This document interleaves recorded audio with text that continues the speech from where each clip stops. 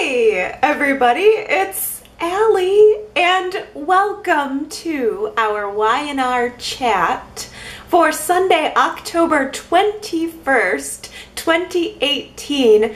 Jack has his father back, but the flip side of that is that he's lost his sister. He lost his sister some time ago, it seems. Ashley is 100% not sorry. Not sorry. Not then, not now, maybe not ever. She feels completely justified in switching Jack's paternity test results, and I don't think it's because of one specific moment or one specific feeling. For Ashley, I get the sense that this is about a lifetime of moments, a lifetime of feelings. But Y&R did make sure to show us one particular moment to point to the catalyst for the current situation.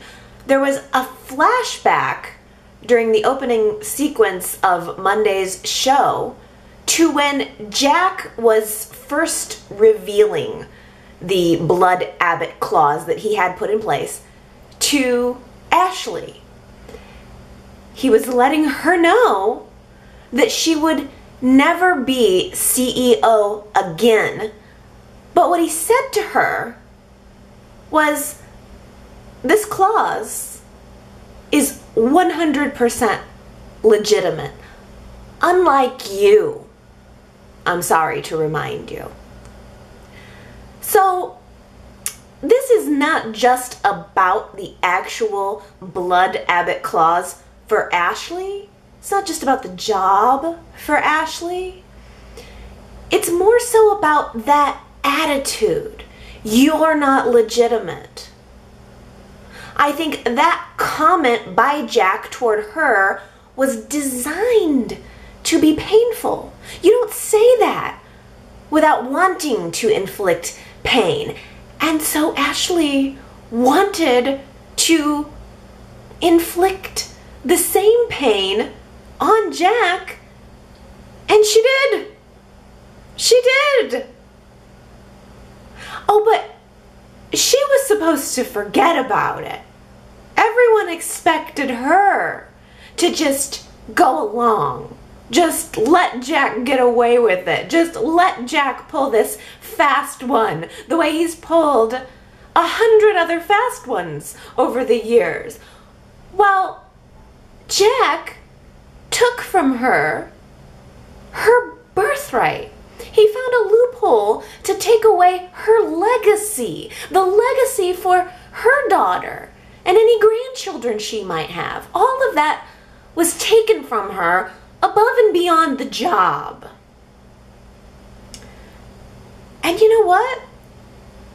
Ashley was a little bit proud of herself for finding a way to take something from Jack. She was a little bit proud of herself for pulling this whole thing off the entire time, watching Jack suffer and enjoying it. Really enjoying it. Now, were Ashley's decisions morally right? No. Of course not. Of course what she did was wrong. And in reality, none of this is justified. But in terms of the show, no one's hands are clean. I mean, there's no one on the show who doesn't kind of deserve it. At least a little bit. Even our coolest, hippest, most progressive characters have to have done dirty deeds in order to keep their stories in the limelight. I mean, Mariah took money from Victor to pretend to be Sharon's dead daughter and gaslighting her. I mean, that's a horrible, horrible thing, and yet Mariah is our coolest character on the show right now, I think. So, I mean, I know there's going to be a lot of argument back and forth about, well, you know, Jack versus Ashley. I think there's an argument to be made on both sides, and I'm going to try to do that today. But ultimately, I am trying to keep in mind, and I hope you do too, that we don't watch these stories to watch people doing the right thing. We watch for the drama, we watch for the action, we watch for the shockers, we watch for the twists. No one here is moral, not Ashley and not Jack. Yet it's completely natural to empathize with Jack. We can't help it. We're supposed to empathize with Jack here. He shot himself in the foot with this blood Abbott claws, and then Ashley shot him in the back while his back was turned. Jack's whole journey over the course of the past year, the self-doubt, the identity crisis, the pills, the anger, and the resentment toward Dina, it's all been for nothing. It's all been a lie, a manipulation, and I would argue that this Jack's paternity storyline would have turned out differently if Eileen Davidson weren't leaving the show. I suspect that the original intent, the original ending for this story was not just to pin everything on Ashley and a year later go, oh yeah, never mind, psych, Ashley was behind it all. No. However, I do think that our writers did a pretty decent job of piecing this explanation together in a mostly logical and in a compelling way. I really didn't need too much convincing that Ashley had every reason to be resentful of Jack, that Ashley would want revenge on him, and not just for the past year, but for a lifetime. So Ashley's revenge came as this quiet, masterful plan, followed by a revelation, then followed by an outburst of pent-up feelings toward her brother that looked and felt like they could have been 50 years in the making.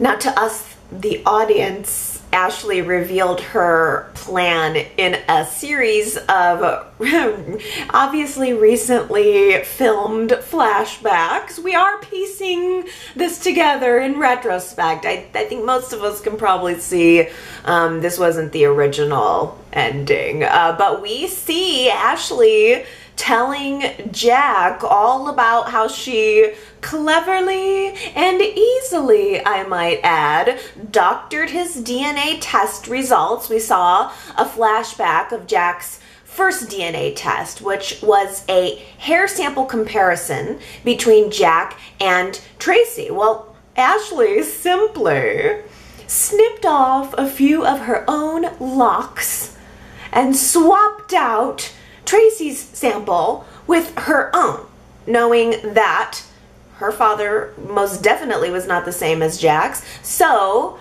it would create a non-match seemingly between Jack and Tracy. That first DNA test was always a little bit suspect.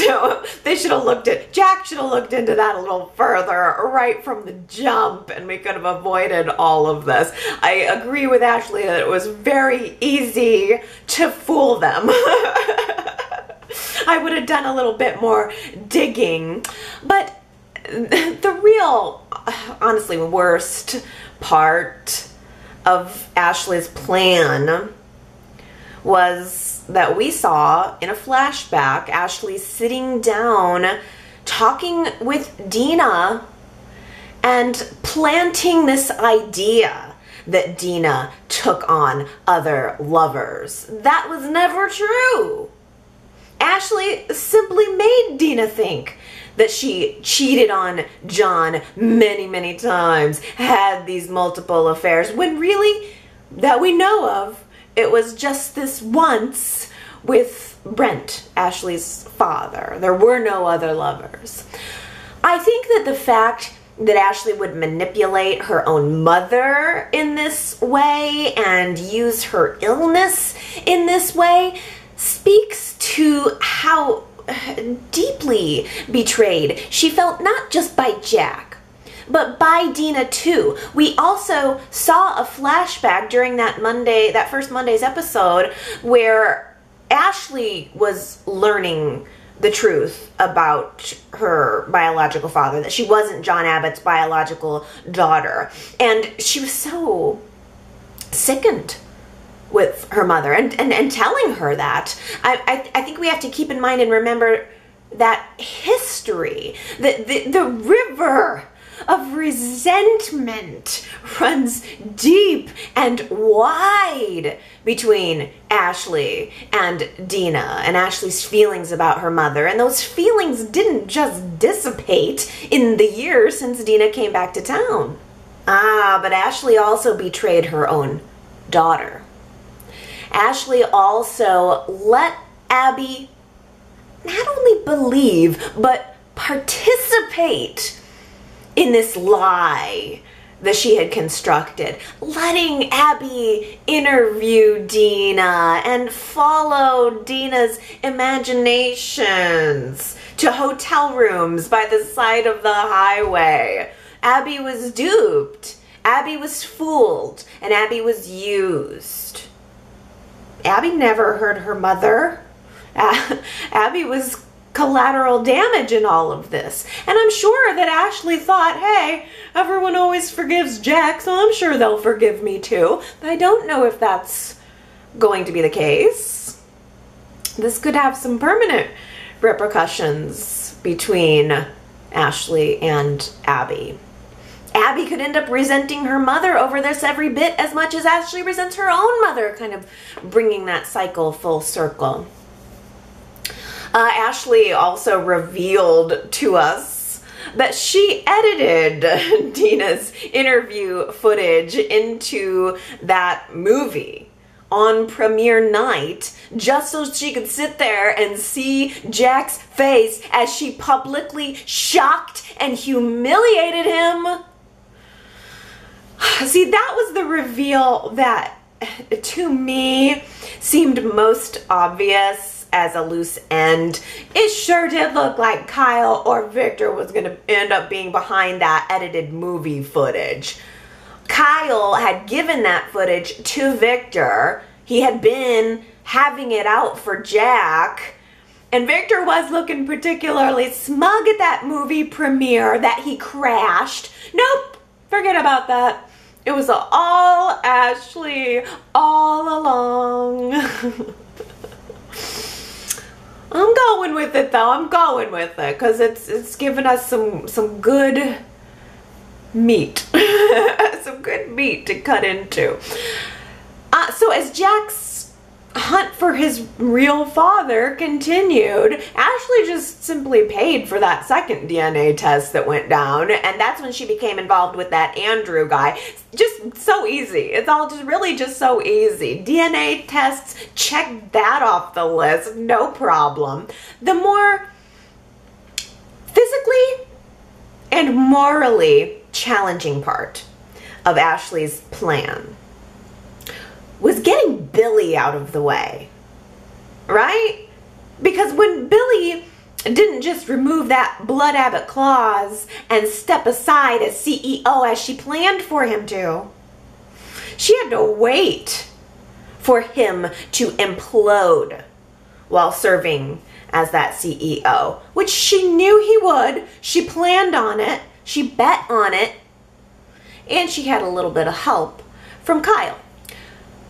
And when Billy hit bottom and got himself booted, Ashley wasn't going to waste any more time. She wasn't going to let that happen again. So she pressured the last remaining blood abbot, Tracy, into abolishing that clause right away and then stepping out of the damn way and then simply handing her her crown and her scepter and, most importantly, her throne. Oh, but Ashley's not entirely heartless. She wasn't gonna let Jack believe the lie about his father forever. She was gonna tell him on Christmas. You know, Christmas. Remember how on Christmas last year Jack surprised her with that blood abbot clause? Well, she thought it would be only fitting to return that to him at the same time. I guess Christmas just came early this year. Merry Christmas, Jackie. It was all worth it for that moment. Merry Christmas, Jackie. Last week I asked you guys in a poll question how you felt about Ashley switching these paternity test results, pulling this whole thing off. 72% of you said no, Ashley, no.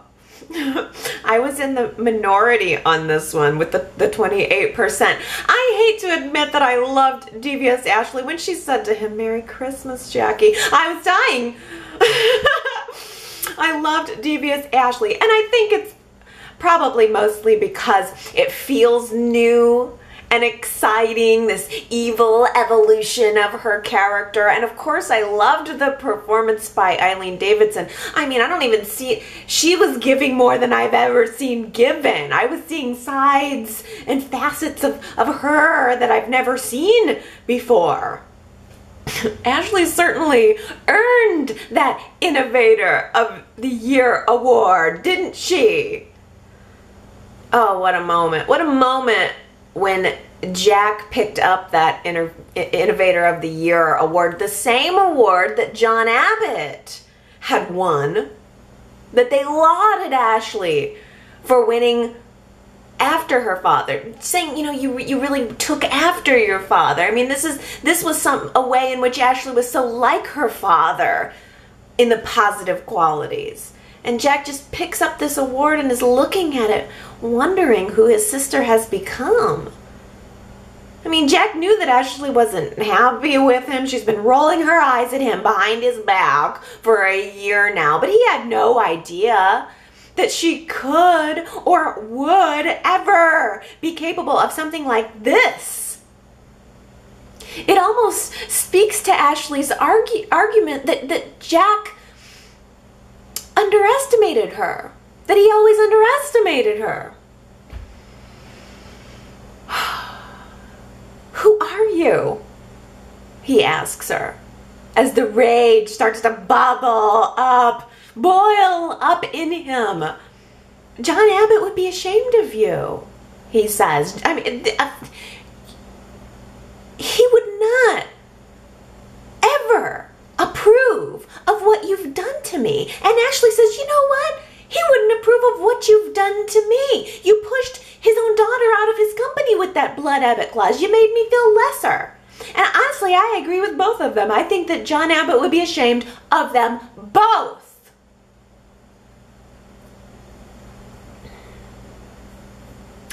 In a fit of rage, Jack grabs a letter opener on the desk. And when he does that, he picks it up and he kind of, for a brief instant, holds it toward Ashley as if it were a knife.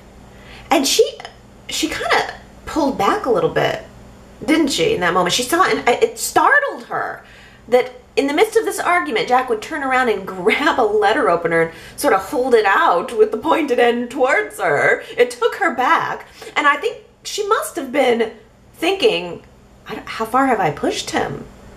Is he going to be violent? But that only lasts for a moment, before Jack moves towards the door and uses that letter opener to pry the Ashley Abbott CEO nameplate off of the door. And as Jack and Ashley were arguing, by the way, there was a moment when Jack was so angry with her that he kind of pushed the chair out from behind the desk, and Ashley seemed so shocked and I think, by the fact that Jack was being physical, that looking at Ashley's reaction of shock when Jack pushed that chair, I honestly, watching that scene for the first time, thought, I think Peter Bergman just ad-libbed that. It seemed so real. But no. That chair, that throne, was being moved out into the center of the room for a reason. As Jack's anger and disbelief started to boil over and up out of him, he shouts at Ashley with an almost primal force. Like he even pounds his chest once with his fists as he says, "You have disgraced everything that our father stood for. Love, kindness, this office, his legacy, this chair." And Jack picks up that chair, and for the second time in Y&R history, he smashes it in slow motion through the office window into the reception area. Tracy later remarked, "At least it stayed in the building this time." I had tears in my eyes. I had chills in my skin. My heart was racing. I watched that scene back at least 10 separate times. I thought about getting a GIF screen grab of it, but I didn't have any time because I just want to see it over and over. It couldn't have been more perfect. It couldn't have spoke more to the power of that dialogue, for the writers, for the performances of the two actors. It was one of the greatest moments, honestly. That has got to go down in the Y&R history books. I'm getting chills just thinking about it again. And that was on a Monday. I mean, I think we're probably thrown off because of the preemptions that we had a couple of weeks ago. That was probably intended to be a Friday episode, but it was good enough. It was good enough of a cliffhanger to be a Friday episode, but it aired on Monday. And another really beautiful thing about it is I keep thinking, this poor new receptionist. What was his name? I can't remember. Alan maybe, or Todd something. Where the hell was Gloria, by the way? Was she out for coffee? She should have been there. Can you imagine how much better that scene would have been with Gloria in it?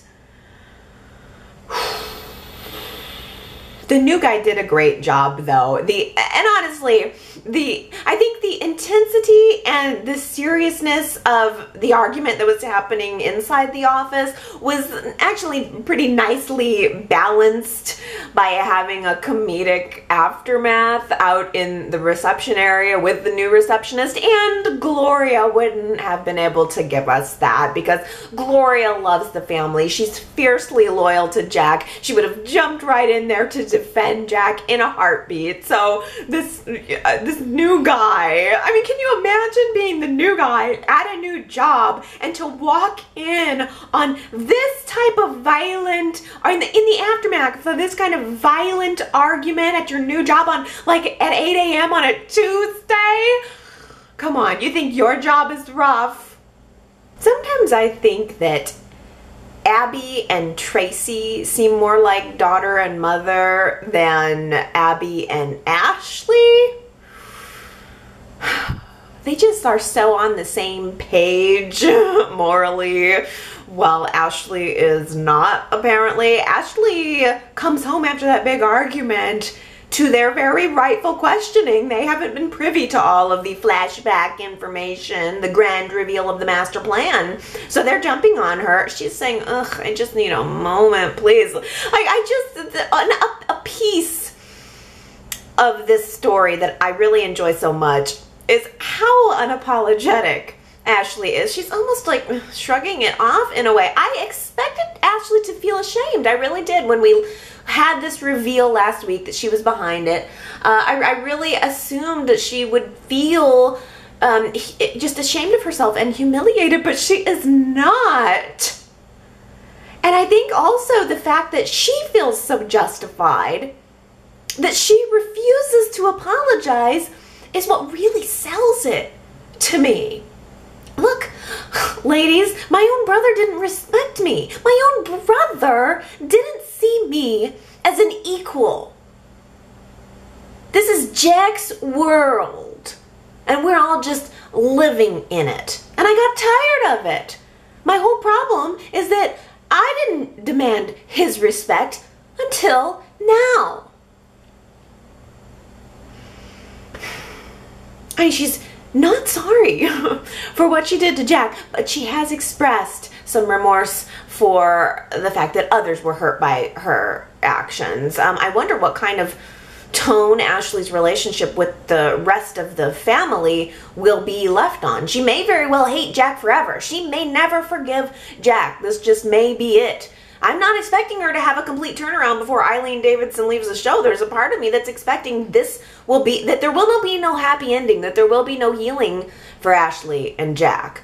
I do hope that there is some level of healing between her and her daughter, and maybe also her and Billy. Billy also was harmed by her actions. I mean, Billy had to spend a whole week in rehab from all of this. I mean, don't you think, seriously, that 1 week later is a little too soon to be out? What did they call? I can't remember what they called it. Out on probation. It was sort of like out on probation or something. I would think that you would need, at any decent rehab, a solid month of like removal from your toxic potential situations and reflection. You would need to sit there and reflect for like a month when you have spiraled out as dramatically as Billy did. Oh, but Ashley wasn't the only one who played a role in that, right? When Billy returns to Genoa City and to the shattered glass of Jabot Cosmetics, Jack immediately fills him in on what Ashley has done, and so Billy assumes that, well, that makes sense. Ashley was probably the one who was behind my very convenient series of temptations, but Kyle confesses to Billy.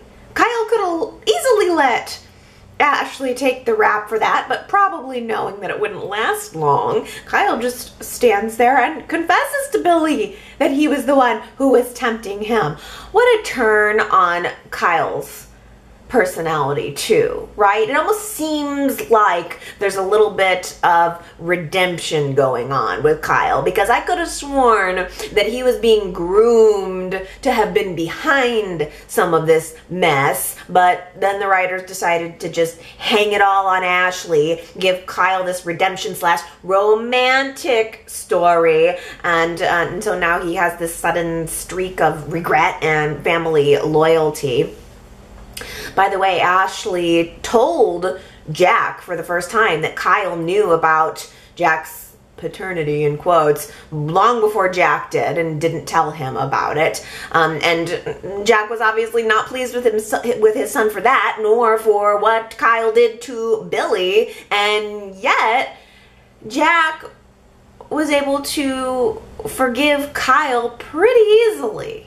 In fact, Jack was pretty easily able to forgive Ashley too. He just changed his attitude. The power of knowing that John Abbott was his father changed him almost instantly. Like, he got the whole chair thing out of his system, and then he flipped it, and all of a sudden he was all about forgiveness, all about family togetherness, even trying to bring Ashley back into the fold, although not before calling an emergency board vote and having her butt thrown out as the CEO of the company. Hey, by the way, I don't think we named a new CEO. Who's it gonna be? I almost kind of wonder if Abby will end up taking on that role. The way they told Ashley in the foyer with the whole family around her, and Jack was getting ready to let Ashley know that she lost her job. And then Abby stepped in and said, "No, Uncle Jack, let me do it." I thought, is Abby gonna say we voted you out and I'm the new CEO? That kind of would have been a good twist too, but I'm not sure. Maybe we're just gonna coast right back into Jack sitting at that chair. Maybe a different chair. The other one might be covered in glass still. So after Jack calls the board meeting, he calls a family breakfast. And you know I love these Abbott family breakfasts. This one was far more awkward than normal, though. And it was under a pretty terrible circumstance. Everyone at that table has a beef with someone else at the table. And I have to hand it to Jack. He wants everyone to just come together. He wants to think of what John Abbott would want him to do, and he wants to do that. And that means the only way he can heal the family is to pull everybody together and just talk about it. Just get it out, even if it hurts. He's really embracing the John Abbott Jr. role that he was missing so much. He's sitting at the head of that table. He was trying to broker peace like it was brokering peace in the Middle East. Although I don't know. There is no peace. I don't know that it's even possible.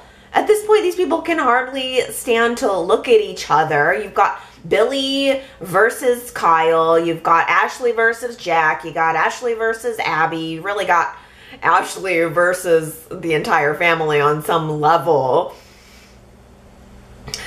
Ashley ended up throwing a pretty noticeable fit.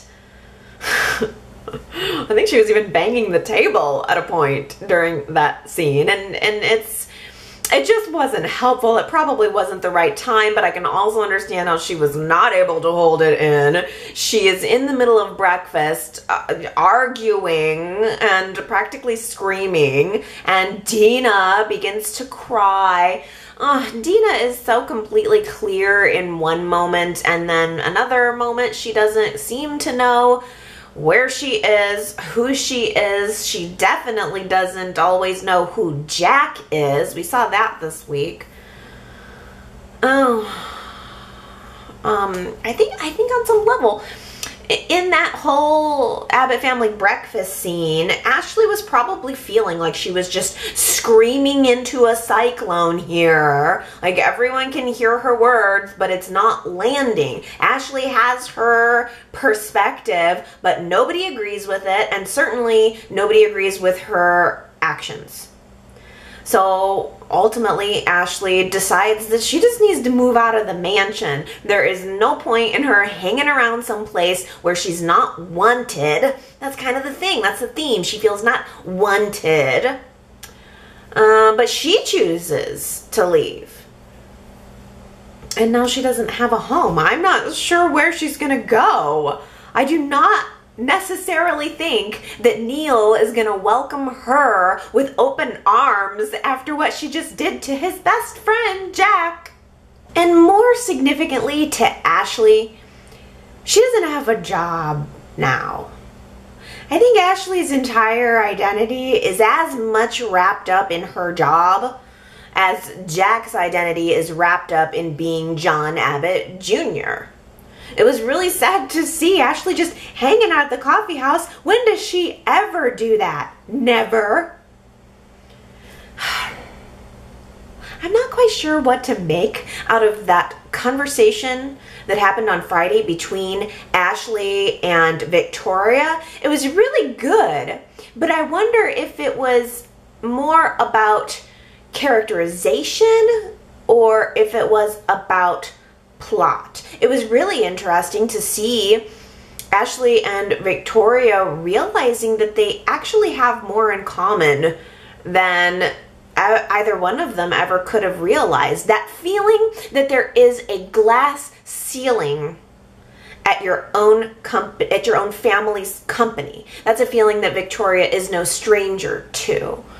And maybe Dina and John knew a long time ago that that glass ceiling would present a future problem for Ashley, and maybe they put some kind of provision in place to protect her.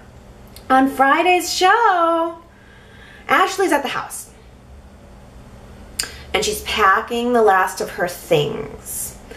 And she has this tragic interaction with Dina. So if Dina doesn't recognize grown Jack, she is certainly not going to recognize grown Tracy or grown Ashley. As a matter of fact, I'm kind of surprised that Dina recognized Tracy at all later in that scene. But she doesn't recognize grown Ashley. She sees this grown woman standing there, but she doesn't equate it to the little girl that she thinks she's currently raising because she's stuck in this time warp. It's really hard to believe that Dina always seems to remember John with perfect clarity. But I'm sure it hurts so much that Dina is living in this false reality where she lived a happy life with John, where she raised a family with him, where she contributed and created a happy home. But that wasn't actual reality. That didn't happen. And that's certainly not Ashley's reality. Ashley's reality was abandonment and lies and an identity crisis and mental problems that lasted her for years. Remember, Ashley went insane after learning that she was illegitimate, that she wasn't John Abbott's real daughter, that her mother had this affair and she was a product of that. It drove her insane. So as Ashley's packing up this box of memories, old photos, yearbooks, her tennis trophy, Dina is telling Ashley that these aren't her things. These aren't really her memories. This isn't her life. Because Dina's still thinking Ashley's a little girl. And Dina also tells her this isn't Ashley's house. This isn't Ashley's family. Ashley's not an Abbott. You're not an Abbott, Dina says to her.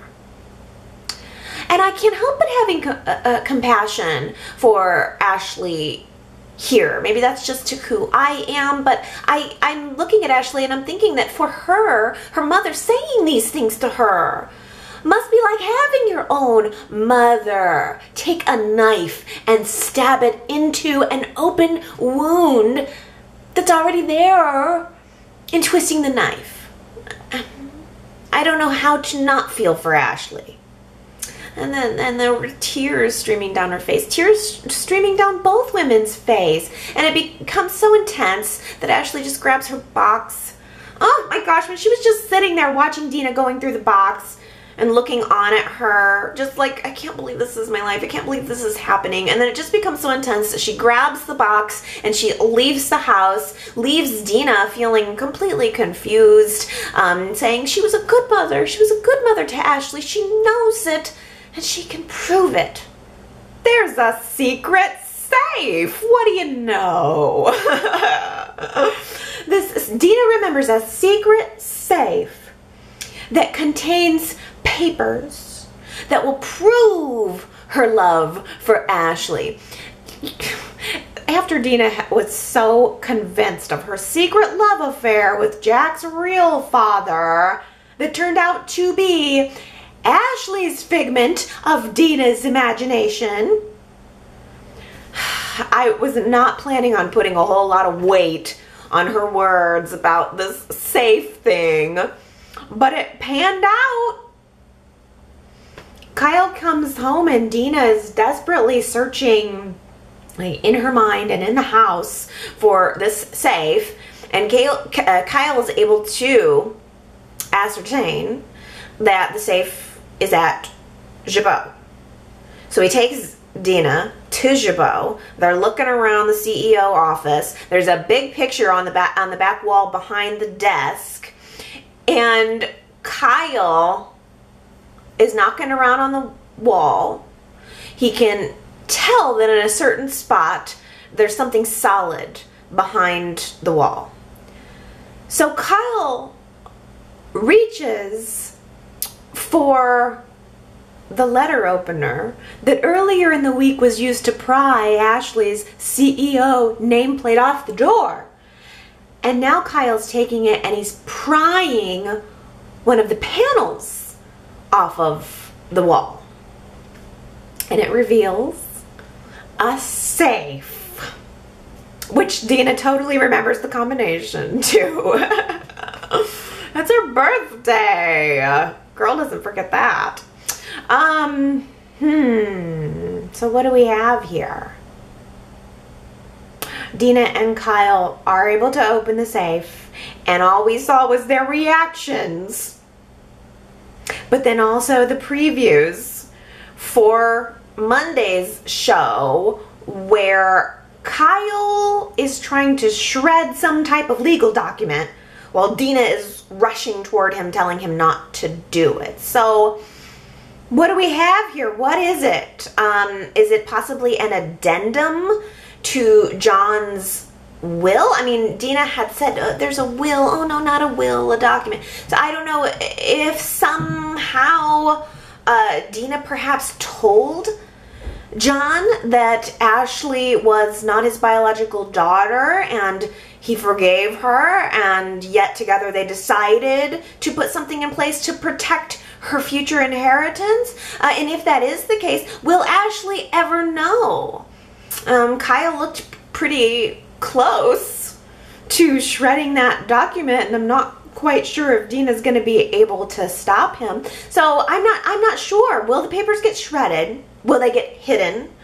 Or will they actually come to light? And if the papers do become a plot point, and everyone seems to know that Ashley is able to inherit something, I assume, how do we make this work in Ashley's favor, knowing that she's not going to be staying on the show? That's the piece that gets me, because I would say, it's probably like gives her some kind of ownership over the company, but how does that work when we know the actress isn't going to stay around? I don't know plot-wise if they would do that. My only thought is, what if Ashley ends up gaining some kind of partial ownership of Gibeau, but then chooses to sell it to someone? Maybe Ashley will have some period of reflection, realizing that everything having to do with Gibeau and the feud with Jack has turned her into someone that she doesn't like, doesn't recognize. Is it possible she could gain some ownership of Gibeau and choose to sell it to someone like Victor or Victoria? Neil has been so wrapped up in his relationship with Ashley, texting her like a teenager, that's probably why he hasn't visited Lily in prison. I got it. Oh, but Neil's surrogate, Nate, makes an appearance this week. He visits Lily in prison, and he tries his best to cheer her up, but Lily is upset through the entire visit. Kane was supposed to come see her today, but visiting hours at the prison are almost over and he hasn't shown up. She's worried sick, thinking that something could be wrong with him or something could be wrong with one of the kids. Can you imagine being totally cut off from everyone you love, not knowing if something bad could be happening to one of them at any moment. Cain is the only thread that she has connecting her to the outside world. And so when Cain skipped their visit, he in effect cut that thread. And I don't think that was right. Nate tracks Cain down and he finds out Cain actually ditched that meeting on purpose. Nothing's wrong. He just kind of made an excuse to not go. And Nate gives Cain one big old heck of a guilt trip and a lecture. But I will say this.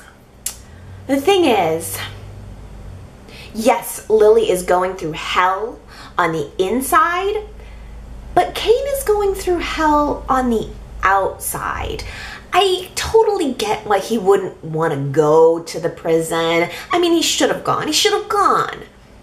But the truth is, the last time he visited Lily, it was very awkward. It was very strained. How can you maintain a positive, loving, and relevant relationship with someone who might as well be living on another planet? It bears repeating. There is no way that 1 week of rehab can possibly lift Billy from the depths to which he sank. He is still reckless. He is still manic.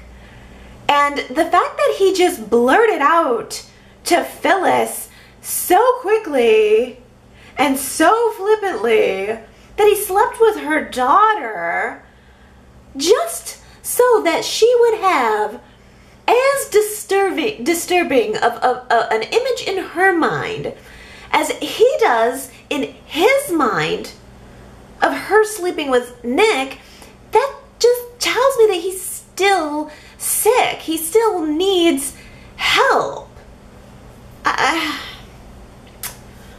Well, first, Billy calls Summer to his office to address the barrage of text messages he's been getting from her.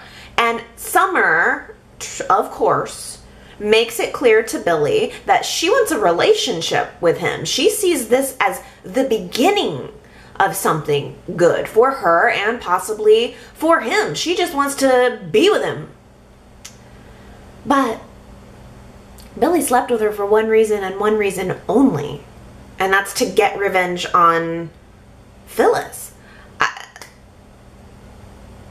Summer is now just a casualty, I think, of this bad decision making of Billy's, which Summer honestly did set herself up for, by the way. I'm not trying to blame Summer in any way for for the decision that Billy made, but I also can't absolve her of the decisions that she's made that contributed to her being in this place.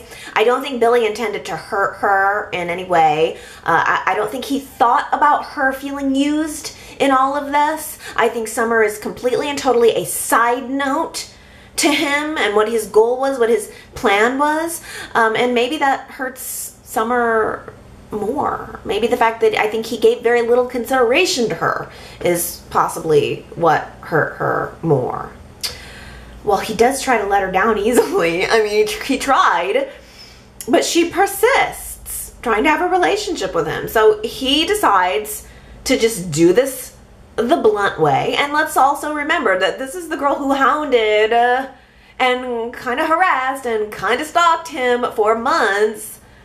So right as Phyllis walks through the office door in on their conversation, wanting to reconcile with Billy, Billy just impulsively spits out, hi Phyllis, I was just telling Summer that I only slept with her because I knew what it would do to you when you found out.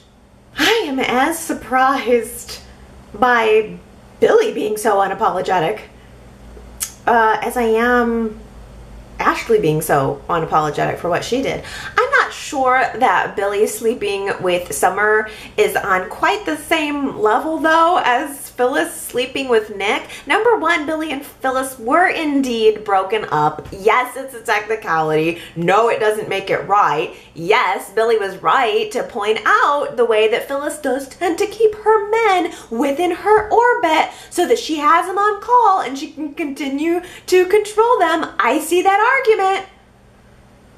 But number two, Nick is Phyllis's ex-husband. And Summer is her child. Even though Summer is an adult, she's still Phyllis's child. And I guess now that I have a daughter, I realize that a parent is always on some level going to see their child as their child. And it would feel like a supreme violation for someone to use your child to hurt you. And to do it sexually. It's just scummy. Just scummy. I don't know. Phyllis smacks him, of course. That's no big shocker. I'm sure Billy anticipated her smacking him. It probably felt a little bit good to him because that showed him exactly how much it hurt her. That's what he wanted. Wanted to hurt her. Mission accomplished. She even threw a mug at his head. Threw a mug at his head as he was walking out the door from their argument. I don't think he saw that one coming. The mug. But what I can see coming, maybe, is just a little flicker of future violence coming from Phyllis. Maybe in the future it's not just going to be a mug.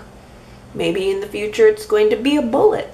I don't know, just saying. Billy only showed one little moment of remorse for any of this. The sleeping with Summer, the letting Phyllis find out about it. And that was when he was sitting with Kane at the bar afterwards. There's this reoccurring theme between Billy and Kane that Y&R seems to keep wanting to bring up. They seem to keep wanting to show us Billy and Kane commiserating about what screw-ups they are. I get it with Billy. I don't really get it with Kane. That makes me worried that they're trying to take Kane in that direction. I mean, he has been a screw-up, of course, but currently, no.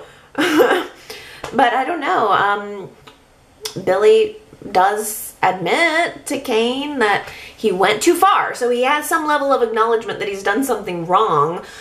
And also says that it's something that he can't undo. And that is true.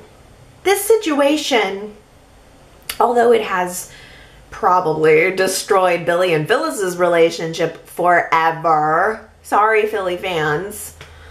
It is strangely repairing Summer and Phyllis's relationship. They had a very emotional makeup scene this week, and they just come together and they're holding hands and they're just realizing that they were both used. And I don't think that's necessarily entirely true, especially not of Phyllis. I'm not sure Billy was using her at any point, but he did use Summer to get back at her. In some ways, this whole thing, this whole direction with Billy and the development with Summer, it almost does feel like a revision of plot, no? A couple weeks ago, Summer was the bad one. Summer was the aggressor, and now it's swapped, and Billy is the villain. I'm just going to have to, I guess, make that mental leap that this is where we are now. Both Phyllis and Summer agree that they are better off with Billy, but I tell ya, I am wondering if Phyllis is going to come to the conclusion that she thinks Billy would be better off dead. The other reason that I think this plot turn feels a little bit of a revision is the fact that the whole tone around Summer seems a little different this week than it was even last week. Last week, I was seeing Summer as just an opportunist, selfish, spoiled brat, and she probably still is all of those things, but bear with me. I also can't help seeing someone who needs some help. And it's hard for me not to have compassion for that. And I feel that same compassion toward Billy. I see someone who needs help. Now, Kyle is hosting this game night double date at the Abbott Mansion with Mariah and Tessa and his new love interest, Lola. Really fun scene. They were playing a bad round of charades. I don't even know who still plays that game. They followed that up with a round of truth or dare. What is this? Grade school? Who plays truth or dare? If you're old enough to drink beer, you probably would have left truth or dare behind a long time ago. And by the way, it seemed more to me to be a game of just truth. Nobody picked the dare. You know who would have picked the dare? Summer. Summer unknowingly crashed the party. She had no idea Kyle was having a party. She just showed up at the mansion hoping to talk to a friend, hoping to talk to someone who kind of knew the situation with Billy and who might be able to listen and provide some insight and some advice. But immediately, the three girls, Tessa, Mariah, and Lola, started ripping into Summer, especially Mariah. Like, the second Summer showed up at the door, before she ever walked inside, Mariah shows up right behind Kyle, starts snarking at Summer, like showing up at his front door, walking to his front door, acting like she lives there and acting like she was going to be the bouncer and bounce Summer right out of that party, right out of the Abbott house. I thought, who the hell do you think you are, Mariah? Like, normally I am on board with Mariah's blunt personality, but for some reason this really got up under my skin. Like, it is not your house, it is not your decision, butt out. If Summer chooses to let Summer walk through that door, that's his business. And he did, so respect it. Kyle saw a friend who needed help. And immediately, Mariah is snarking at Kyle, saying, Kyle, Summer was never your friend. Summer's never been a friend to you. How do you know, Mariah? Summer has known Kyle for a whole lot longer than you've known Kyle. You don't know about the intricacies of their relationship. You don't know what's gone on between them, and you don't get to choose who he calls a friend. I don't know why, but that bothered me.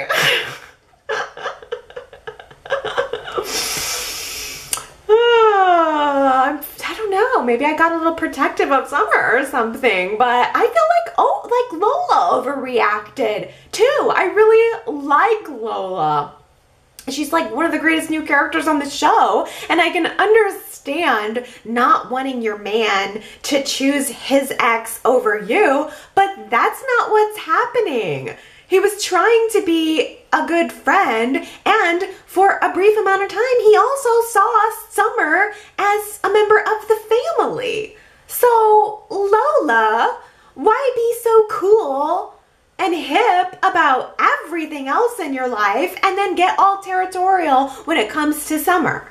I don't care. I think Kyle did the right thing by helping Summer. If the girls wouldn't have jumped on her before she ever stepped foot through the door, maybe the party wouldn't have been crashed. That Abbott mansion has a deluxe Abbott kitchen. It has 8 bedrooms, a pool house that's as big as a house. Nobody else was home. Kyle could and should have taken Summer to another part of the house to talk with her privately and let the party continue on without him. But instead, all the 3 of the girls got up involved in it, got all catty and rude, and then just left. Like Kyle was the jerk. Okay, I know that they could not possibly have realized that Summer was in need of a friend this badly, that she wasn't just faking it or trying to get some attention or needing comfort over a broken nail. But couldn't they see that she was wrecked? I saw it on her face. It was so obvious in her that her demeanor was different. I don't get it. How about some compassion? Kyle has been compassionate to all of them, especially Mariah and Tessa. Kyle's the one who got Mariah and Tessa together. Kyle offered Mariah money and a private eye to find Tessa. Can you have a little loyalty to him? I do not know why this bothered me so bad, but it did for some reason. All three of the girls leave the house. They go out to the athletic club for drinks, sat there and badmouthed Summer and Kyle the entire time, as if any of this was even a big deal at all. The plans changed. So what? Kyle showed up after Lola left. She was like, bye. And then Kyle showed up, and Mariah and Tessa were being negative toward him, telling him that he screwed up. Oh, you chose Summer over Lola. You screwed up. And now Kyle feels the need that he has to apologize. He has to ask for forgiveness. For what? For opening his own front door? Please. I am all for this group of girlfriends, especially one that isn't covering up a homicide.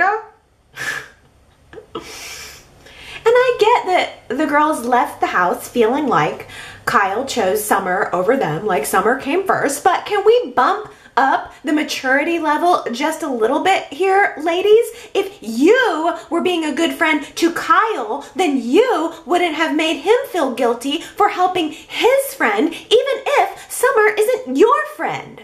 The puzzle pieces continue to form. Nikki and Victoria and Phyllis and Sharon all received their separate threatening letters.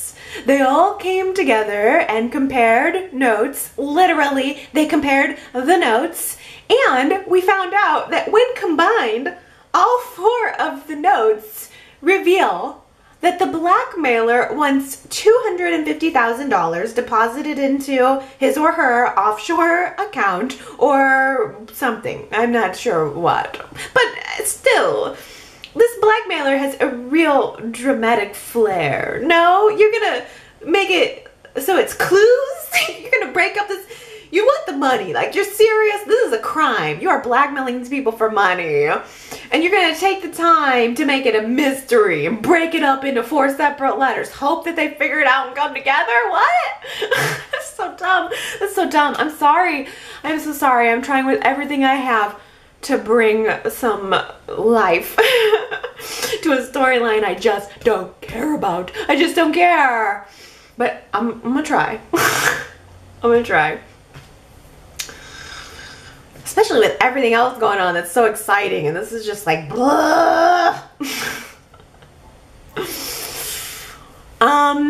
Sharon and Nikki want to pay the blackmailer, but Phyllis convinces Victoria, of all people, and then eventually Nikki, that they just need to wait. They should not give in to the blackmailer. They decide to take a vote. All four of them take a vote.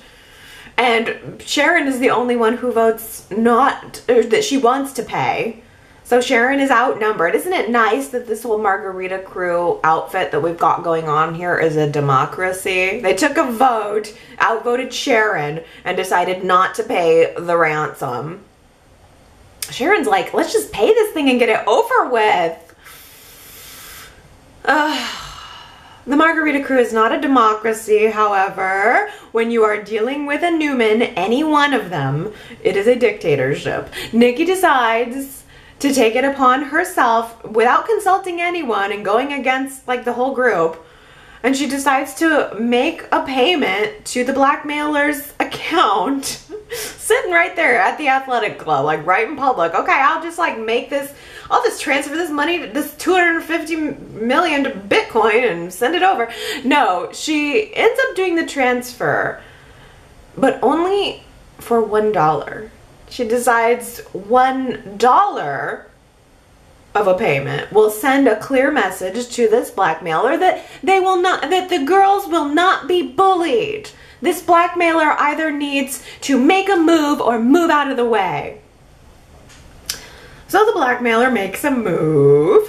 On Friday, Sharon and Victoria realized that they both received an email message that has an attachment of a photo of the Catherine Chancellor Memorial Sculpture / JT Hellstrom gravestone.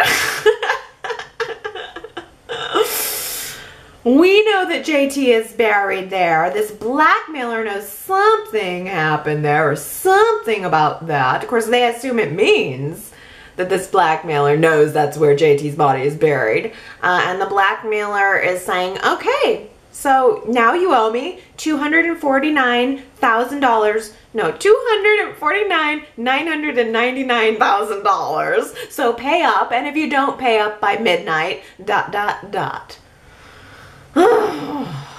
Man. I still think it's a possibility that Tessa is behind it, but she only needs $20,000. I don't know why she would ask for $250,000. So maybe it's not Tessa. Maybe Mal was just playing on our suspicions of Tessa, knowing that we would suspect her, luring us down that path only to switch it at the last minute. I mean, at this point, I just don't know. I just feel tired of the runaround. I'm not enjoying this story as much as I should be. And I think it's partly because there are no clues. None. I mean, the blackmailer could be absolutely anyone. It could even maybe be JT himself for all I know. If Ray ever does find out the truth about JT's death, there's no way he's going to press charges because he's totally gaga over Sharon at this point. And why shouldn't he be? She practically slid right into the girlfriend / wife slot overnight. And then he's probably hoping to slide right between those sheets with her. The sheets that she just bought him. I mean, if that is not a blatant allegory, then I don't know what is. She bought him sheets for his new bed? Ugh. Sharon is loving this, isn't she? She is loving rubbing this right into Nick's face. She was probably thrilled that he showed up at the door and she was covered in Ray's whipped cream last week. And now she's standing there talking about Ray's new mattress in front of Nick and how much she would love to go upstairs and try that out. Sharon knows exactly what she's doing. She knows she's making him crazy jealous, and it's working. She's enjoying it too a little. I mean, why not? Why not let him squirm? Why not let him know how it feels? He's feeling it too. He's so bothered by it. He asks Abby to do a little digging on Arturo, her boyfriend's brother. I mean, she's dating Arturo. There's been so much secrecy and curiosity around what happened with Arturo and Ray. We know they don't get along, but we don't know why. And every time Abby tries to ask Arturo about it, he didn't want to talk about it. So Abby reluctantly agrees to see if she can look into this. But Abby, she said on Friday, I hope I don't regret this. And I think she's going to regret this. I think she's going into it thinking that she's going to find out something bad that Ray did. The presumption is Ray could be dangerous and he's near Sharon, and it would be nice to find out what the deal is with this family. But I think it's a surefire bet that she's going to be finding out that it was Arturo who did some dirty deed. This isn't about peptides, is it? What a line. This isn't about peptides, is it? That last week was our quote. And it was Jack saying that as he was realizing that that research project that Andrew was working on for Ashley was not about peptides. It was about his DNA samples. Way to go, Jack. Indeed, it was not about peptides, my friend. Congratulations. A lot of people got that right. Superplex, Keisha, Robbie, Nancy, Joanne, Juanita, Tina Cole, Henry, Mary Kay, Rose, Marianne, Jamie, Sandra, Ellen, and Joan. A lot of people must have noticed that line because it was like this funny sort of moment inside of a very serious moment. Well, we'll do a lightened up one this week. I just got 3 words for you. Sex crazed barracuda. Who said it? Sex crazed barracuda. If you think you know, go on over to yrchat.com to leave your guess and get your shout out on next week's Y&R Chat if you get it right. Are you guys sick of listening to me yet? Well, I haven't even gotten to comments. It's just been such a big week. It really, truly exploded way further than I thought it would. And a lot of people were coming to the website and contacting to get their 2 cents in. So I'm going to do my best to make sure that a variety of comments are featured here. Let's start out with Leslie. Leslie says, I loved when Lauren showed her support specifically to Tracy with her hand on her shoulder and saying, let me know if there's anything she can do. The rich history that these characters have began with jealousy and insecurity by Tracy and despicable treatment of her by Lauren, but it seems to have created a type of bond as they've matured. I was looking at YouTube videos of their literal catfights and changed my profile to a great picture of Tracy. Leslie, I love that picture that you chose. I saw that. It's like almost, it was so tiny, I didn't even recognize that it was Tracy, but she looks gorgeous there. Oh my gosh. Yes, and I'm so glad you mentioned this too, because there have been a couple little moments there between Lauren and Tracy, and you do kind of have to be a little bit more of an invested fan, I think, to know how those two went at it. I mean, Lauren was cruel, absolutely cruel to Tracy over the years, and to see them both coming around to a level of maturity is really nice. Also, I did laugh a little bit when the big reveal happened and Abby and Tracy and Kyle kind of left together. They're the family. They went to the house. But Lauren and Phyllis were also in on that meeting, and they're not family, and this is definitely not their business. Like, they were standing there seeing this family drama going down, and I think Lauren did realize that this is juicy. This is some juicy tea here, but it's none of my business, so maybe I should just slowly back away. It was a little funny to see them going, okay, we better get out of here now. Hated that dress that Lauren was wearing though. It was like one shoulder. It was just like, I think it was one. I just remember thinking, ugh, this does not look good on her. Why is she wearing that? And it had like buttons. This is terrible. I think it was the dress that had buttons. Like 2 buttons strategically placed in the front top area. If you saw it, you saw it. If you didn't, I'm not going to elaborate. But it was not flattering. It was weird. Marianne says, I wonder with Ashley leaving if Tracy will be on the show more often. With veterans like Paul and Ashley leaving, it will probably help the feelings of longtime viewers to bring back Tracy on a more permanent basis and create a new storyline for Lauren and Michael. Yeah. I mean, I love Tracy. I would love to see her more often. Absolutely. We still have the question of who's going to run Jabot. I imagine it's probably not going to be her, but it would be wonderful if she came in to at least give us some more of that Abbott female presence. Tracy's more like John Abbott than any of the other 2. Ashley and Jack have been arguing about who's more like John. Neither of you. Tracy's the only one out of the group who's anything like him, and her presence kind of fills that space on the show. So I'd love to see more of her. And yeah, Lauren and Michael. We've been getting quite a bit more of Lauren lately, but Michael has dropped off. He's done some legal work, but we certainly haven't seen them together in a while. I think the last time we saw Michael was with Lily and her trial. We need to bring back Michael. Oh, okay, let's get into lots of opinions about Ashley versus Jack and who you're kind of siding with.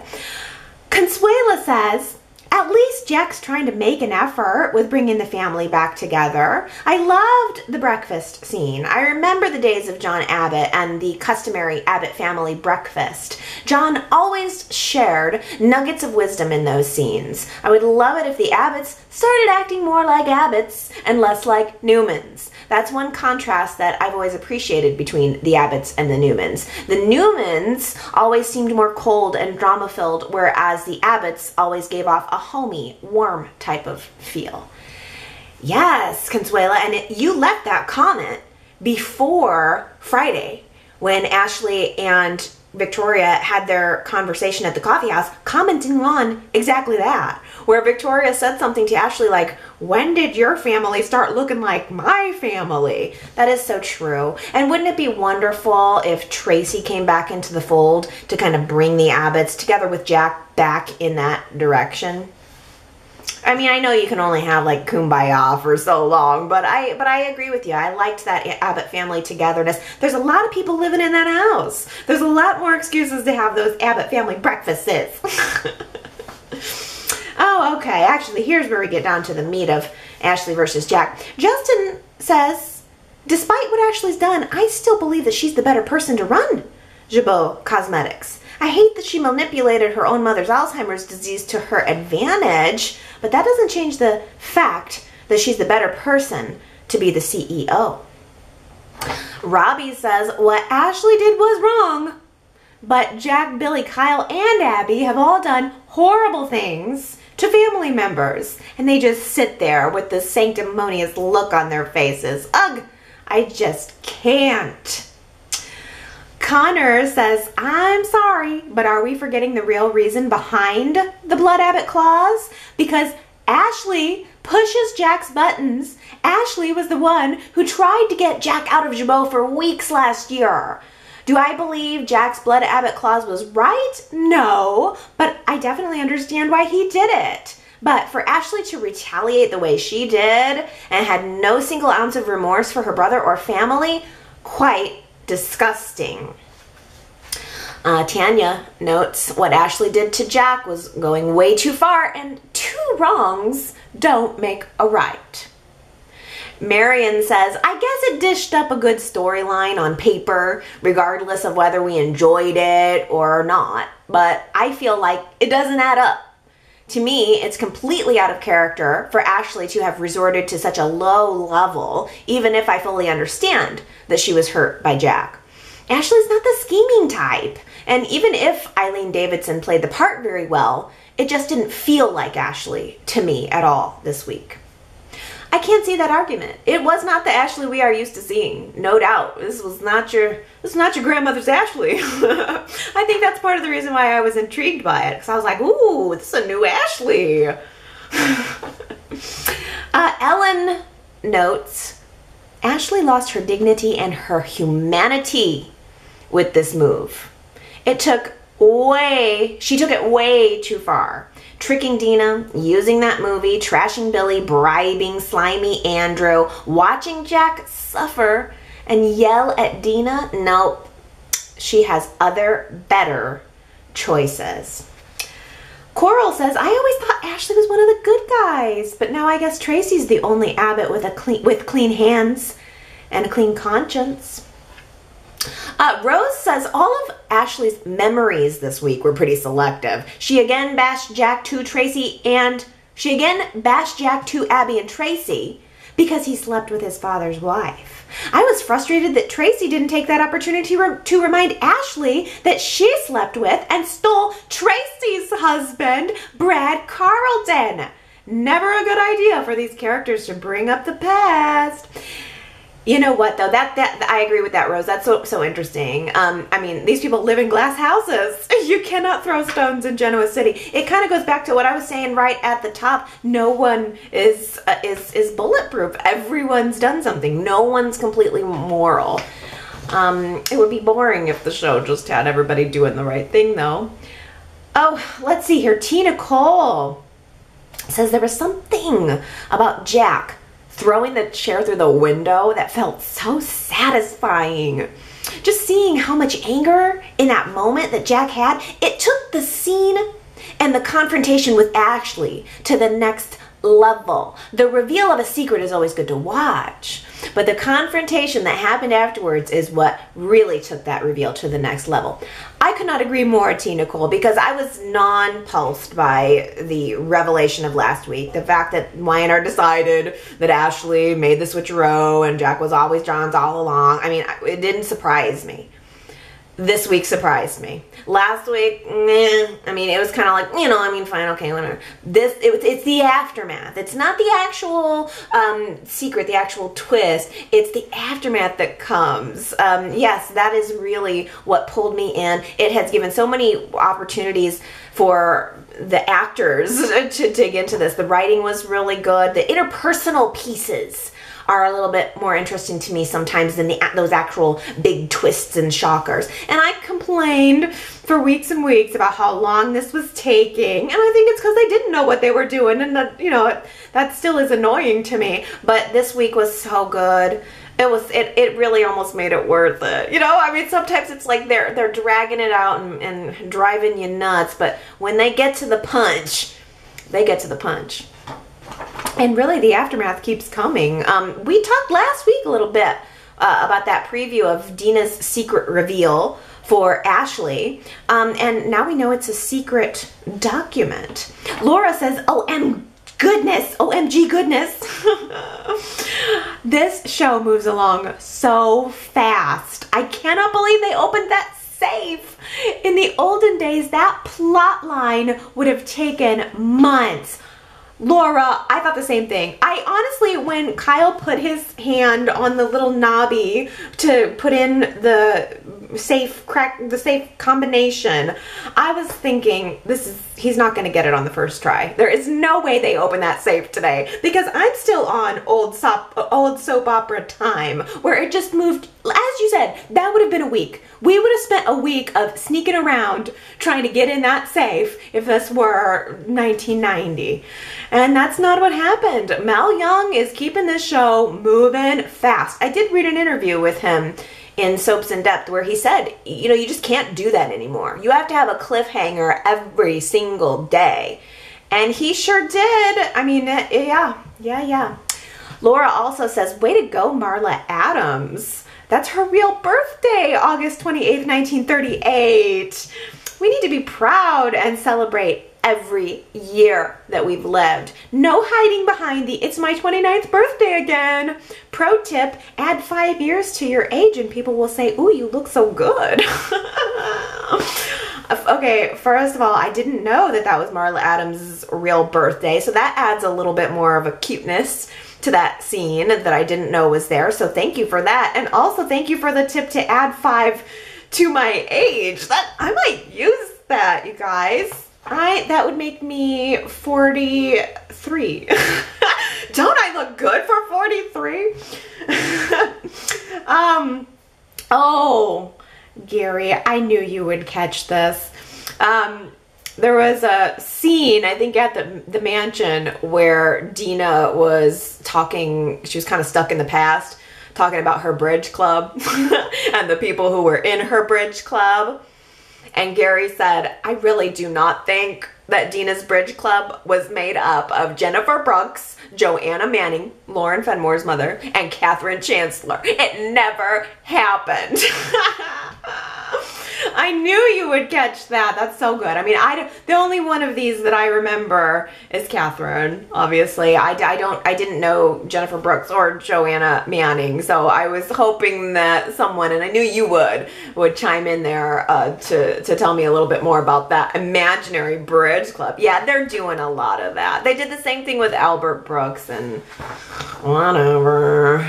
They had really an opportunity to point Dina in a different direction. They could have lifted her up as the matriarch, and now they've just chosen to kind of slowly degrade her. Although I guess it's good that they're not phasing her out. It seems like maybe Mal knows that Dina's a popular character, so they're at least still keeping her in the mix. But yeah, they rewrote some stuff there. Oh, let's move along to these margarita mamas and the whole mystery blackmailer. Superplex says, if Ray is behind the blackmail emails, then why doesn't he just excavate the Catherine Chancellor Memorial himself? Isn't this assignment supposed to get to the bottom of JT's disappearance? Thank you, Superplex. That's a really good point. If it's Ray, then that means Ray knows that JT's down there. And if Ray knows that JT's down there, he's police. He has the power to just dig it up. So that just right there rules Ray out. Phaedra says, I actually believe the person behind the $250,000 extortion letters is JT. I've never thought he was actually dead. How could 4 main characters of the show go to jail for committing murder? I think JT will come back into town and he'll be arrested for trying to kill Victor. And the secret of the Margarita Mamas will always stay a secret. Doesn't it feel like we've been talking about this though for a year now? I mean, when did the whole thing with JT go down? I should have looked that up. But I mean, you know, we've talked here for months about JT potentially still being alive or JT having an evil twin. It's like, if they do that as the twist, I'm all for it. I just wish they would have done it months ago. Like, I'm gonna feel, if this is JT who's behind these letters or JT's twin, I'm gonna feel the same way I felt last week about the big reveal of Ashley's having fudged Jack's paternity tests. I'm not gonna be surprised. If we see JT Hellstrom's face next week or the week after and he's the big blackmailer, I'm gonna go, okay, well, fine. I guess we predicted that a while ago. I'm not gonna be shocked by the twist. Maybe I will be pleasantly surprised in the aftermath, though. Fingers crossed. Here's a good one, though. Laura says, if it was JT, the money angle doesn't make sense, because he would have asked for millions. Because that's what he knows the Newmans are worth. Yeah, 250K is a little bit of a lowball number. It's a lowball number for JT, but it's a highball number for Tessa. I don't know. This is an interesting theory. I'm not sure if this would pan out, but I like this theory from Daisy because it's just kind of a something to think about. This would be something I didn't see coming. Daisy says, I wonder if it could be Sharon. Maybe Sharon snapped. And unbeknownst to her, a hidden persona sent the notes to everyone. Sharon wants the truth to be revealed, but also wants to stick with the group decision. Maybe she had a break, and without being aware of what she's doing, a side of Sharon could be trying to force the truth to come out. I mean, that's a good theory, Daisy. I don't know if they're going to do that to Sharon, because it seems like they've worked so darn hard to recover her, but I would not see that coming. If Sharon was having split personalities and doing this because she wanted the secret to come out, my jaw would drop. That would be a plot twist that would really floor me. Daisy agrees though that she doesn't think that is the most likely suspect. Daisy says the person who makes most sense to me is someone who knows what happened, who knows what they did, and knows what's under the art piece. It's JT himself. What a great twist it would be if it was JT. He could have clawed his way out of the grave, left to find help and heal from his injuries, and now he's returned to blackmail these women, perhaps to get the money, maybe to eventually send them to jail, or maybe even get a taste of their own medicine and harm them in some way. Revenge is best served cold, and just in time for Halloween, too. Yeah, that is a little, maybe that's what they're gonna do. Maybe Halloween week, we're gonna see JT Hellstrom back from the dead. That would, it's fine. I would probably be like, oh good. Maybe it'd be a little both. It'd be a mixed bag. I have mixed feelings. I'm allowed. Actually Jamie makes a point about Tessa here, saying, why would Tessa go so much bigger than $20,000 when she only needs or why would she go so much bigger than $20,000? She doesn't need $250,000. That would be a dead giveaway to Mariah. Like, what's Tessa gonna do? Oh, all of a sudden have $250,000 and Mariah says, oh, you're a quarter of a millionaire? Yeah, that's kind of funny and also probably true. Superplex also notes that an offshore account doesn't quite sound like Tessa. I'm not sure all of that is leading up to Tessa. I think maybe Mal was tricking us.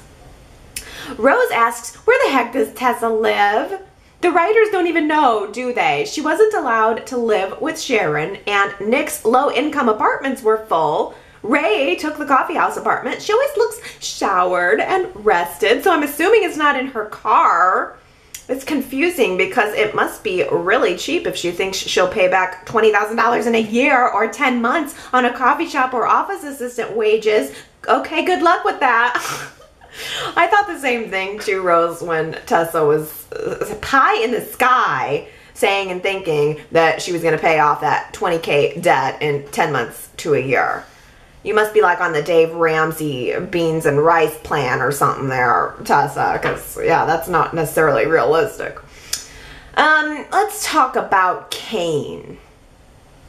Anna says, I will be really disappointed if Kane and Lily break up over the incarceration. It's not realistic. A couple that has been through a lot and has been married a long time would not, that they would not be able to weather the storm for a year or less. I know it's for storyline purpose, but it would be a hard pill to swallow.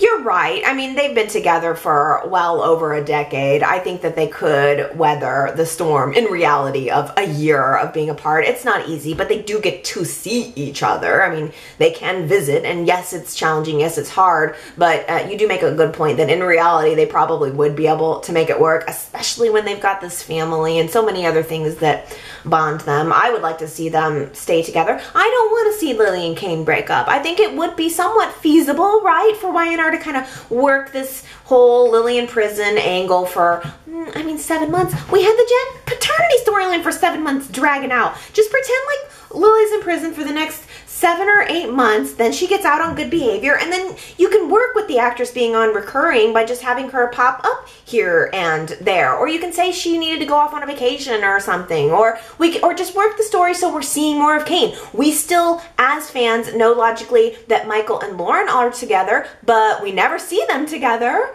We know they're still married, but it's usually one or the other. So why can't Y&R just do that with Lily and Kane?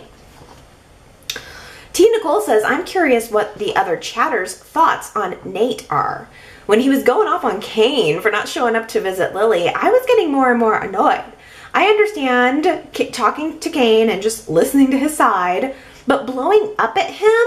Nate, you are not a part of Kane and Lily's marriage, and you need to learn appropriate boundaries. You know what? I did agree about that, T. Nicole. I felt that way about Nate and him button up on Kane and Lily just about the same way that I felt when Mariah was butting up into Kyle's life. I just think people should mind their own business. Rose agrees with T. Nicole, saying that also Nate fails to acknowledge that Kane is a victim here too, in some ways. When a spouse goes to jail, the other parent is left to work, raise the children, make the jail visits. Everyone should be wrapping their arms around Kane, not yelling at him if he isn't perfect. Oh my gosh, that's like a great comment, Rose, because I bet there are studies, like psychological studies on what happens when a spouse goes to prison. I wonder what percentage of the prison population in the US are people who are married. That would be some interesting research to do. But I agree completely that there are stressors on the spouse who's not in prison to keep the life together, and there isn't anyone who's acknowledging that. Kane doesn't really have any, I know Lily's family is his family, but his family isn't around. So he doesn't have anybody other than the kids, I guess, but you're a parent, not a friend or a you know what I mean? He doesn't have anybody who's really there who can help him through what he's going through. We need Jill or Colin or somebody. Oh, Consuela says, I thought it was weird that Nate referred to Lily as his friend and not his family or his cousin. Makes you forget that he's even part of the family. I noticed that too, that he called Lily saying, Lily's my friend. She's your family, she's your cousin. That was bizarre. Marion says, well, I liked it. I thought Nate was spot on. It didn't seem to me like he yelled at Kane. He just reminded him where his loyalty should lie and that he's got to get his act together for Lily's sake, even if things are tough on him as well. The thing is, If Kane starts skipping visiting hours now, he might soon be attracted to another woman for the wrong reasons, like the fact that she's available and bubbly, and forget that Lily was once like that too. It is undeniably a very rough patch for him and for them as a couple, but he promised he would hang in there with his wedding vows, didn't he? Oh, Marion, you just brought me back around full circle on that. It wasn't right for Kane to skip the meeting, and it was clear that he was really trapped in his own head. He did need somebody to jog him out of that. Maybe he did need some wisdom. I thought Nate was being a little bit aggressive with it, but there's nobody who's more aggressive with his wisdom than little Nate. Oh, Leslie asked a good question about Summer here. Leslie says, was Summer's line, quote, something beautiful can be born out of the most tragic conditions, a premonition, as speculated on the podcast? Leslie, I didn't even think of that. Summer is trying to convince Billy that they could be together, and she says something beautiful can be born out of the most tragic conditions. So do you think that Summer's gonna end up pregnant? I think it's time for us to do what we soap viewers do best. Let's have some pregnancy speculation here. I will make that our poll question of the week. Do you think that Summer is going to end up pregnant with Billy's baby? Oh, that would be, it would be incredibly sticky. Billy would be the father of Phyllis's grandchild. YRChat.com. Please cast your votes on that. Please weigh in on that. I mean, of course, I don't want to see it, but that would be a twist. It would be a sticky twist. Daisy says, I don't know how Billy's going to be able to redeem himself, especially since he seems justified. I mean, Summer was his niece at one time, wasn't she? And it doesn't matter how much Summer was throwing herself at him. He should have stopped it all. But no, Billy used Summer to satisfy his vendetta against Phyllis. I can't imagine that this will all go away, even if Billy wants it to, especially if Summer turns up pregnant, which I'm guessing is what will happen. Oh, so it seems like a lot of people maybe are thinking that this is going to be the direction of the story, but also we have to focus on something Daisy said regarding Billy. How's he going to be redeemed? He knows it was wrong. He did it anyway, and it's bad. He did a bad thing. How is Y&R going to pull him back around? I'm sure they will, but how? Especially if there's a baby. Ooh. If Summer were pregnant with Billy's baby, I wonder if that would squash any hopes for the fans of Kyle and Summer. Or who knows, maybe Kyle would want to step in. Maybe Summer would rope Kyle into saying that the baby is his so that she doesn't have to hurt her mother with this. Is that gonna happen? Oh my goodness. I don't know. Sometimes I think our speculations are almost more juicy than the show itself, but that would be a twist. And then maybe Billy would get some sympathy because he would have had his child kept from him. Oh my gosh, I don't know. I can't focus on it too much or I'm going to hit the roof. Let's talk about Kyle and then Lola. Oh, shoot. Diana here. I forgot to write down your name, but I know who it came from. It was Diana. Says, it would be great if Y&R got a new set for Kyle's place in the pool house. We got a new set of Ray's place. Now maybe it could be Kyle's turn. It would be nice to see a different set at the Abbott Mansion rather than just the living room and the dining room. What would it look like? I try to imagine it in my mind. How would Kyle decorate his place? Well, I love that Diana and I we're very observant about these sets. We share that, a love of our Y&R sets. Yeah, I mean, Kyle went on at length about the grand Abbott estate, and we only ever see 2 rooms of it. Now, don't get me wrong, I like those 2 rooms. And we did see that foyer shot. There was Ashley walked into that kind of, that back room, almost seems like a den or something behind the staircase, like right as you're coming in the front door, you take a left. We saw a little bit of that room, which you could do without. What good is that? They could definitely do some expanding and give Kyle that pool house set. That would be really cool. If they had more sets, then Kyle could have taken Summer to another place in the mansion. Just saying.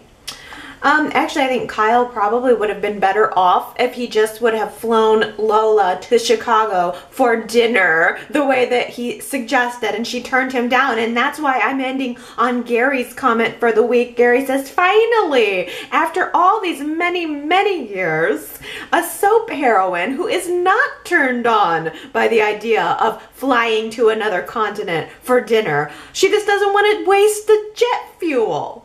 I'm awful. How can I be so upset with a girl who is so environmentally conscious? I'd have taken the dinner date, though. I'd been like, all right, let's go. I don't know why that got up under my skin so much this week. I think it must be, I've got other stuff going on. I found out on, Monday? I mean, while all of this drama is going on with Y&R, I found out that I needed to get a new roof for the house, which is not a small project. It is taking 4 days. It is still not done. I have a daughter who naps 2 hours in the afternoon, which is the only way I can get Y&R Chat done. She takes a 2-hour afternoon nap. There's no way that was going to happen while they're ripping off shingles, a complete tear off of the shingles, and then putting the air gunning the new ones on. So I had to leave the house. So everything about my life kind of got upheaved, and I know that's such a stupid thing to be complaining about, but I'm a little sensitive about my environment. And then I gotta haul my kid back and forth to her grandma and grandpa's just so that she can have her nap and stuff. It's been a hassle. It's been a hectic week. You may have noticed I have not been commenting at the website as much this past week. It's been a dead scramble to get all of the pictures and everything up there, but I did it every day. So I'm real proud of myself for that. I think my hands are killing me from like carpal tunnel syndrome, just furiously typing to get all the screen caps up there all week. And it's going to be going on Monday and Tuesday too. But I always have one little moment of the day where it doesn't matter what crazy's going on in my life. I come back, I sit down, I watch Y&R, and I connect into this world, and I let their problems be my problems for just a little bit. Sometimes it's easier, sometimes it's worse. But it's an escape, and it's what I needed. Oh, let's see. I think next week is gonna be pretty good. How could it not be? I'm excited for it. I hope you guys enjoyed our Y&R Chat extra long edition. There was a lot. My battery died. My camera battery died right as I was reading comments. So that tells me I've talked way too long. But I had a lot to say. And I know you guys have a lot to say too. So please don't stop saying. Go to yrchat.com. Leave me some comments. And I will look forward to reading them next week during our Y&R Chat. Okay, I love you guys. I will see you next Sunday. Bye.